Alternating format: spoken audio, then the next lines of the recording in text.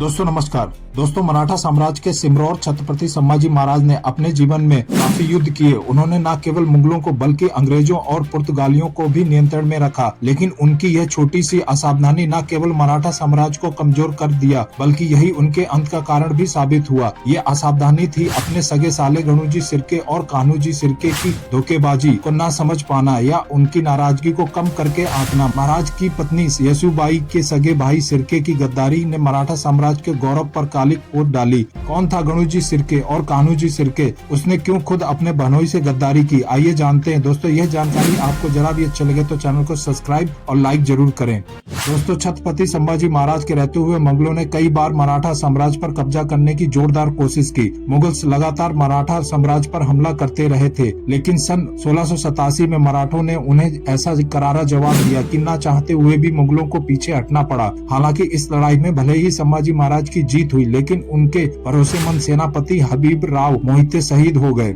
दोस्तों वो कहावत तो सुनी ही होगी कि घर का भेदी लंका ढाए, तो यहाँ घर का भेदी बन के आए गणूजी सिरके और कान्होजी सिरके। दोस्तों गणूजी सिरके और कान्होजी सिरके संभाजी महाराज की पत्नी येसुबाई के भाई थे। पिलाजी सिरके गणूजी सिरके के पिता थे, जो मुगलों के सरदार हुआ करते थे, यानी वो मुगलों के लिए काम करते थे। यही वजह थी कि छत्रपति संभाजी महाराज ने उनके राज्य दाभोल को अपने अधीन कर लिया। इसके बाद गणूजी को संभाजी महाराज ने अपने साम्राज्य में प्रभावनपल्ली सूबे का सूबेदार नियुक्त किया था। हालांकि पिता से दाभोल को सत्ता छीनने की वजह से सिरके भाई मन ही मन संभाजी महाराज को अपना दुश्मन मान बैठे थे। वो किसी भी कीमत पर संभाजी से अपने पिता के अपमान का बदला लेना चाहते थे।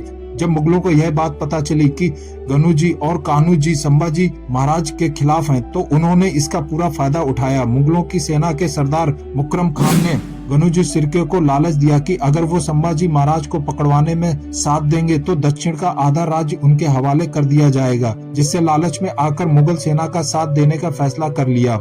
जनवरी 1689 में संभाजी महाराज ने सभी मराठा नेताओं को एकजुट करने के लिए संगमेश्वर में एक बैठक करने का ऐलान किया। गणूजी सिरके ने इसका फायदा उठाया और मुगल सेना के सरदार मुकरम खान को यह सारी जानकारी दे दी। जब संभाजी महाराज मराठा नेताओं की बैठक के लिए संगमेश्वर पहुंचे तो उस वक्त संभाजी महाराज के साथ सिर्फ 150 से 200 सैनिक थे। मुकरम खान 5000 सैनिकों को अपने साथ लेकर संगमेश्वर पर हमला कर दिया। फरवरी 1689 को संभाजी महाराज को बंदी बना लिया गया और 11 मार्च 1689 को उनकी बड़ी ही बेरहमी से हत्या कर दी गई। संभाजी के बाद सिरके का क्या हुआ? छत्रपति संभाजी महाराज के निधन के बाद गणूजी और कान्होजी सिरके ने मुगलों की खूब चमचागिरी की और जुल्फिकार खान की मदद से जिंजी पर कब्जा कर लिया। हालांकि सिरके ही वो शख्स था जिसने बाद में छत्रपति राजाराम महाराज को जिंजी से फरार होने में मदद की। इतना ही नहीं, उनके परिवार की भी सुरक्षा की। फिर जब सिरके की इस गद्दारी का पता औरंगजेब को चला तो मुगलों ने उसे भी गिरफ्तार कर लिया। औरंगजेब की मौत तक वो मुगलों के कैद में ही रहे।